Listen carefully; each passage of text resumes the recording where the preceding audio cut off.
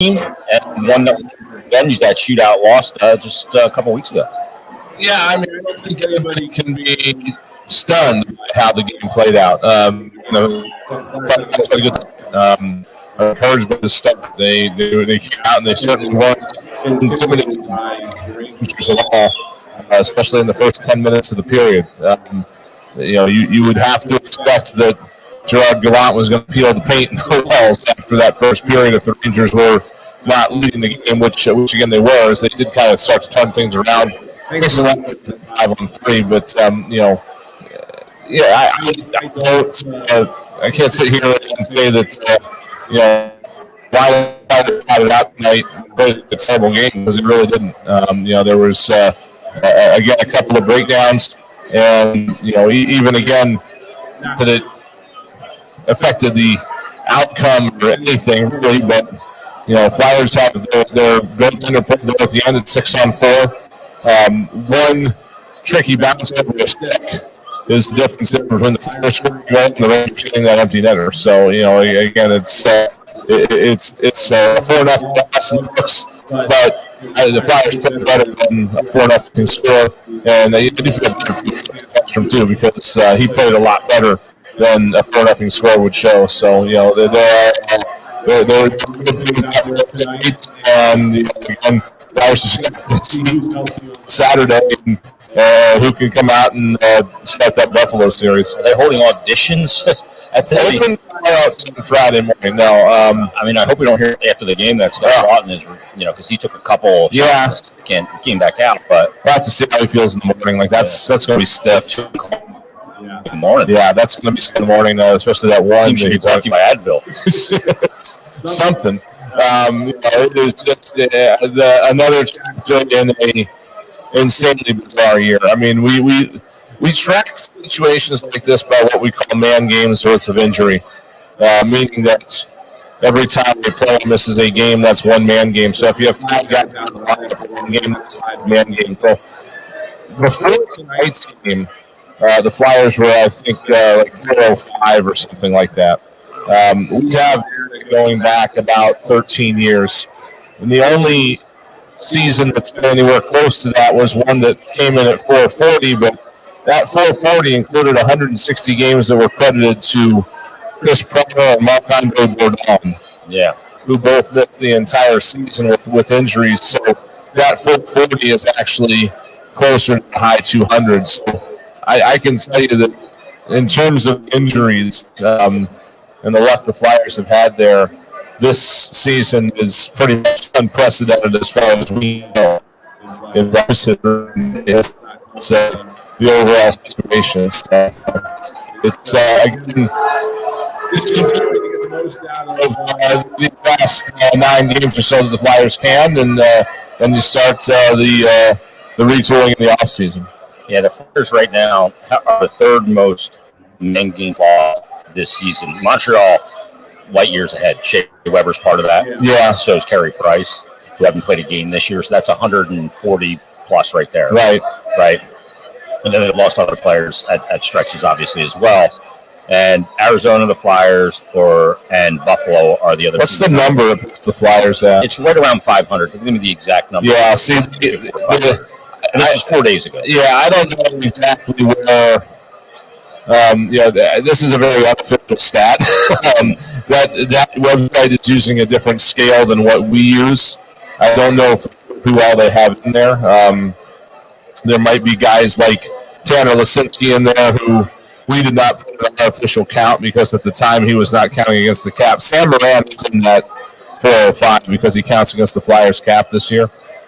So it's a different scale, but just when looking at the teams that are at the top of the scale relative to each other, it's the same no matter who's counting it. It is something the Flyers haven't seen before. I mean, I think if the Flyers are running on 500 man games lost, Calgary has less than probably around 75.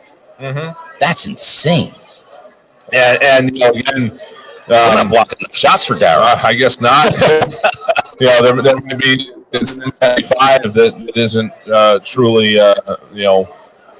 belong there either. I mean, there's some teams that go through a season We did. The Flyers had 1 year, I believe it was 13-14 when Hal Gill was here. They signed him as a seventh defenseman, and they only needed him like 10 games the whole year. And a lot of that was back to back just to give guys a rest. Like they had such a healthy year that year. Yeah. So again, it is just a crazy thing this year with the way this has gone. Yeah, I mean, to lose 6 guys in one game and then have to play the next night. And we'll see. We know Patrick Brown's done for the year, and I would think it's likely, if Mike Yo mentioned that there's a chance that Carter Hart's done for the year, I imagine he is. Right. So. Yeah, I don't see any points in risking anything with it at this point. If it's something that he can make worse, then yeah, there's no reason. Yeah, there's just not enough runway there. We've got a guy who's played 65 games a year for the last 5 years. Just let him take over. Well, that and you have Felix Sandstrom, you have some data on, because he is a Group 6 unrestricted free agent after this season. So you got to make a decision on what you're doing with him. And look, I don't think he's going to play enough games this year where they're ever going to feel comfortable that he comes in as the backup next year. Right. Provided one thing. There's one caveat to that. I put this on Twitter too, because somebody asked me about it. And the caveat is this, that if they go out in free agency and have like a mega signing and eat up a ton of cap space, then because the savings is not that great from Martin Jones to Felix Sandstrom. That risk doesn't equate to the reward. Right. Jones is making $2 million this year, and Felix Sandstrom on his NHL contract, I think, is at $800. Right, and after this year, maybe all the way up 925. I don't know. He will be because he's unrestricted. Right. So then you're basically at $1 million in savings. Right. Is that risk that he's not going to be a legit NHL backup, and it's hard to develop as a backup. You just don't play enough. You always need to play. And you'll get after goalers. Yeah, I mean, goalies are going to.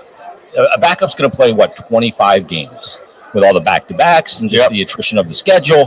He's going to play 25 games. Not to mention, Carter's gotten injured for short spurts in every pro season in the NHL. Right. So you don't want that. If you are able to turn around and make a big UFA signing, you don't want that to sink you. Mm-hmm. Because it can. And I know some people look at Ivan Fedotov, who was playing over in the KHL and he played in the Olympics for Russia, was great, having a really good year, and go, well, why don't they bring him over and they don't have to spend a lot of money on him? Well, there's a couple issues there. Number one, are they going to be granted work visas? The geopolitical climate is a big one. Yeah. I mean, players that have precedents that already have been here and played will get it before they do. Is that going to be something? So we don't even know about that element of it. But beyond that, it's a huge risk because he's never played over here. You can't just come over from the KHL, even though he's 25 years old, and jump into the NHL and expect success without taking on a whole boatload of risk. Yeah, I mean, you're looking at the Olympics numbers, and they're great and all that, but let's be honest with you, it was an AHL level Olympics. I mean, that's perhaps not even. I mean, it was not the caliber of Olympics that you normally think of when you're thinking of Olympic hockey when the NHLers are over there. So, does he have the potential? A high-scoring league, right? Yeah. So his numbers are good. I'm not trying to downplay. I mean, he's really developed well, and maybe he's a late bloomer, but that is a lot of risk to me for very little savings. And maybe you can get Martin Jones to go to 1.8 or 1.6, or another goalie that's a veteran backup. Right. You feel a little bit more comfortable with. So that's part of the equation as well. Let's take a break. It is the post-game show, Flyers game day, and they go down to the Rangers. 4-0 is the final. 6 shutout the Flyers have had against them this year. They've been shut out 6 times. We'll talk about that more on the way here on Flyers post-game show with Brian Smith and Jason Martinez. Right here on the BetRivers.com Flyers Broadcast Network.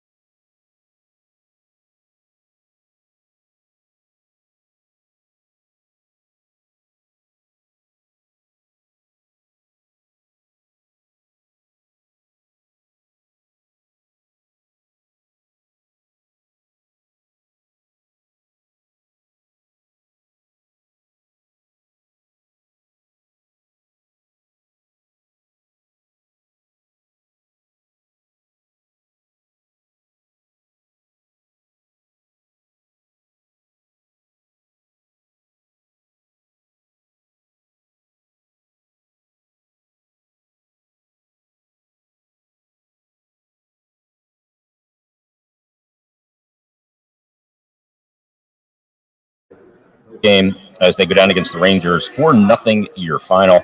Capo Caco with 2 goals in this game. He was looking like he was bidding for the third there for the Hattie. Yeah, he was spinning around. This guy that hasn't had, I guess, the most productive of seasons that he would like, but he was dangerous tonight, right? Yeah. I mean, look at the 2 goals. Yeah. Right down the middle, fires one home, and then just kind of on the back door there, tips one home after a great setup and a little bit of a blown coverage there for the Flyers. So 6 shutouts this season. 6 times they've been shut out this season. First one came by all the way back on that first road trip, the last game against Calgary. It was a 4-0 shutout. Okay. Yep. Jacob Markstrom got the goose egg that night. Yeah. And they got shut out by Toronto November 10th, 3-0 here at Wells Fargo Center. Then they got shut out by Tampa Bay 4-0 in the midst of the first 10-game losing streak.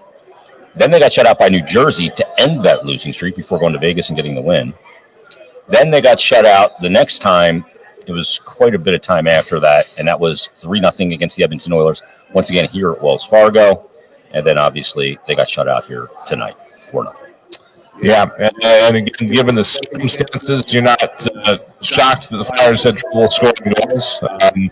It's not only back half of a back-to-back, but again, you lose so many regulars in that lineup. It's almost shut down one line. Yeah. Any team can shut down. Yeah, one line. almost understandable to an extent. The Flyers did have their chances tonight, but every time they had the chance, Georgiev was there. And again, it was really just one bounce away from that puck not going in there in the final 2 minutes during that 6-on-4. It was again a game of bounces there that led to the New York empty netter. So it's again we look at overall execution and stuff like that, and I think the Flyers will be able to take away things from this game in terms of video review and looking back on it from both the good and the bad. There were a lot of things that I thought the Flyers did good tonight, but obviously in the grand scheme of things, you need to score goals, or you're not going to be all that successful. So that's one of the things they're going to have to figure out here. So the last 8 games of the season aren't so much of a grind. I was thinking about it. It reminded me of Nathan R. Jessup from A Few Good Men. Yeah, going, well, the Flyers didn't score any goals, and I just felt like, well, who's going to do it? You, Lieutenant One. Who's going to score? Like, you still have enough talent in the line. Right, Mike? I mean, am I right? Like, who's going to do it? Who's going to defend? You want me on that decor. You need me on that decor. Because deep down inside, that 5-hour energy is wearing off. Still all right, isn't it?